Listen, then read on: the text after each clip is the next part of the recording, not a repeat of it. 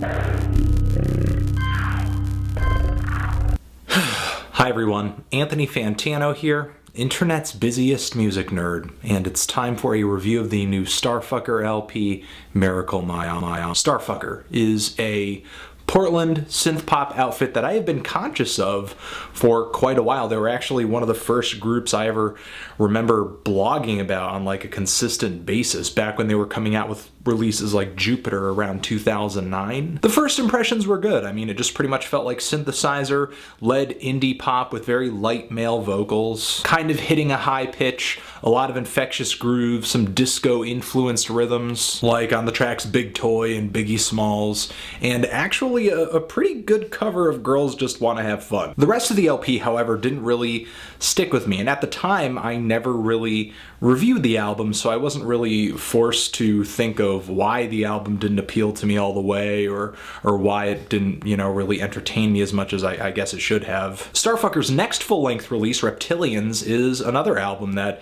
you know, I kind of skipped in 2011. However, I guess my reasons for doing so kind of became a little bit more clear after hearing another full-length LP from these guys, though I do like the electronic indie pop sound that they shoot for. The instrumentation that typically shows up in their tracks, it feels so flat and kind of just borderline colorless. These guys are incredibly just unimaginative when it comes to sound, honestly. The synthesizers sound like they're either coming from some kind of digital audio workstation preset or just like a relatively cheap synthesizer. But on top of that, the synthesizers, they feel so untreated. They feel just so bland, sort of run-of-the-mill. The bass tone too just feels very, very common. The drums kind of feel the same way too. They are there, you can hear them, you can hear pretty much detail in the fills and stuff like that, but they are miles away from being sharp or resonant or beefy in the same way that you would hear on like any record that has come off of DFA Records. And the vocals that front all of these tracks feel kind of like they reach this high-pitched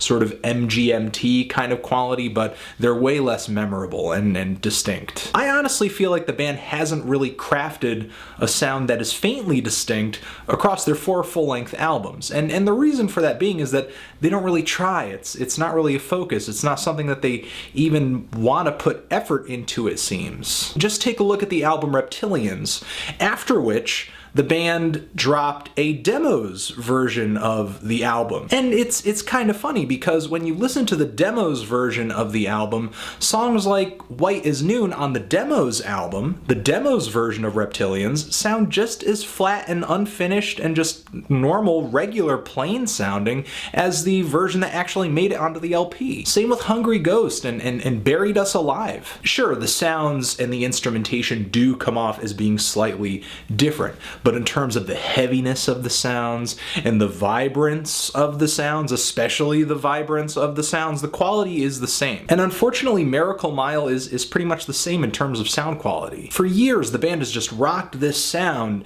that is not lo-fi enough to be gritty or weird, but it's not sharp or well recorded enough to be professional sounding or impressive. As far as the opening track on this LP goes, While I'm Alive, the guitar has this really bad direct in tone as if it's being directly plugged into a soundboard or a computer. It just feels just bodiless. And the falsetto vocals, not only do they have just no personality to them, but they sound like a Bee Gees inspired nightmare. The song Sazed, the opening of this track, has this kind of quaint, crappy sounding like little baby keyboard throbbing away right at the start of the song, which is kind of funny because most groups would throw that in and then sort of rush in a bunch of great sounding instrumentation to sort of contrast this very cheap synthesized sound coming out of the baby keyboard. However, the transition doesn't work because all the instrumentation that rushes in sounds like it comes out of a cheap keyboard too. The vocals are typically mixed so badly you can't even really tell what they're saying, when it sort of feels like they're so upfront that you should be able to make them out. And it's not like the vocals are singing anything that's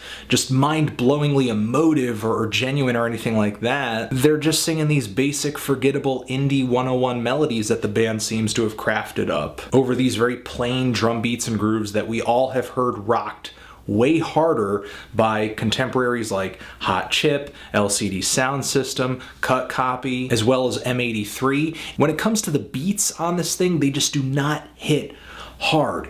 The most I could see this album inspiring is like some foot tapping. And there are some softer moments on this LP, some acoustic spots, but they're just as lacking in detail as the dancier tracks, and lacking in good sounds too. Like the track, the auto harp that flies in on that track, it's muddy as hell. At least the vocals are a little more audible than they typically are, but the melody is just kind of, you know, cheap sounding. I think the only track I came away from this LP actually thinking sounded halfway good was the song Leave It All Behind, which has these blaring electro keys pulsating away all over the song. But honestly, that's it. I mean, I just do not know where this band is coming from. I mean, obviously they must be passionate about what they do. They've come out with one album after another.